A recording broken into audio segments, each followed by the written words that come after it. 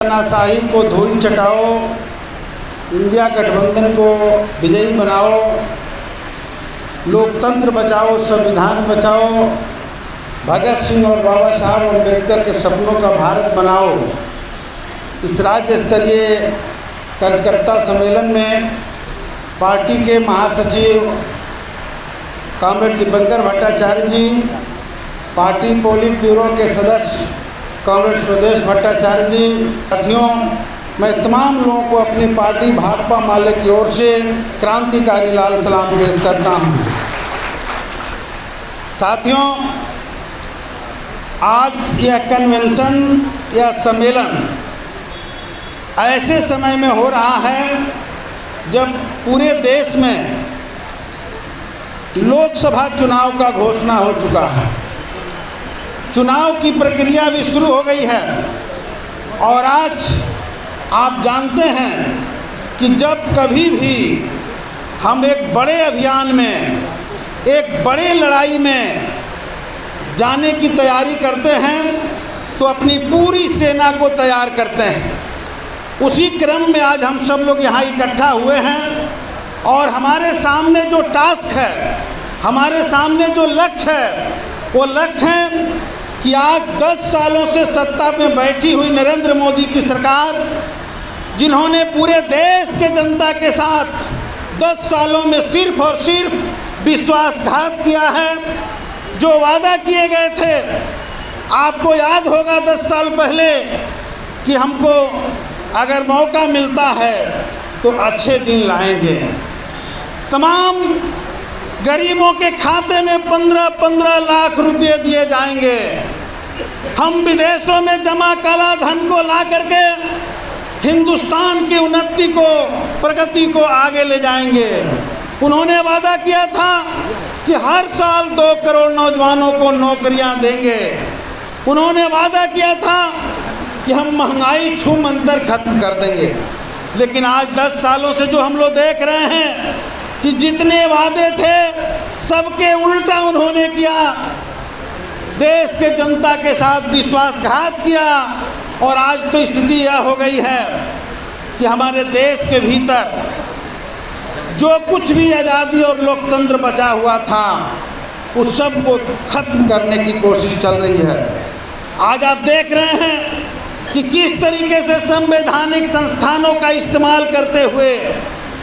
देश में जो भी विरोध की आवाज़ है,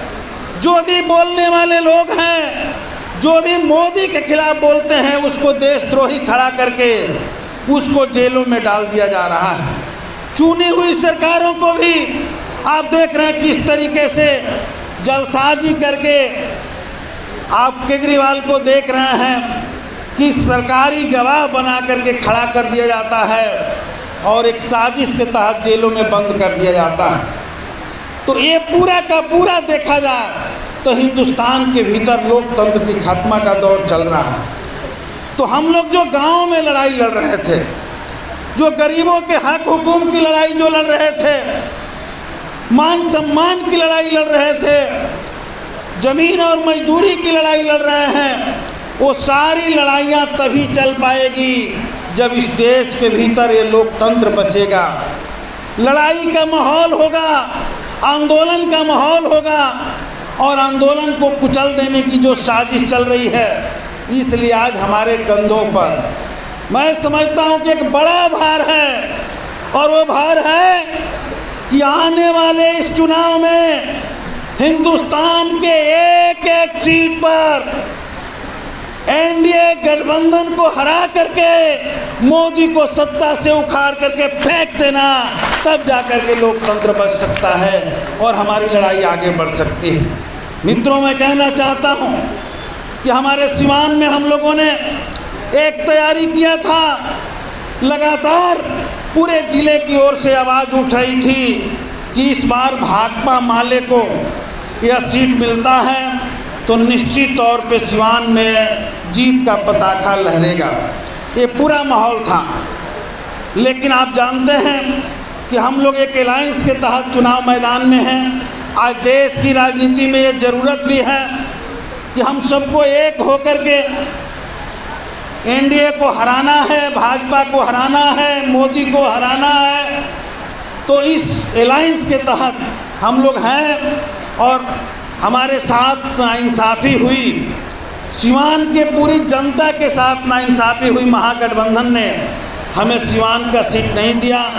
अगर ये सिवान का सीट भाकपा माले के कोटे में होता तो ये राष्ट्रीय जनता दल के ओर से भी, तमाम गठबंधन और आम नागरिकों के ओर से भी ये आवाज़ आ रहा था कि इस बार जीत पक्की है। लेकिन फिर भी मैं आप लोगों को कहना चाहता हूँ कि हम लोग 3 सीटों पर जो चुनाव लड़ रहे हैं, यहाँ से जाने के बाद हम तमाम साथी अपने अपने इलाके में भी जो हमारे अलायंस के साथी चुनाव लड़ रहे हैं, पूरी ईमानदारी के साथ, इस सोच के साथ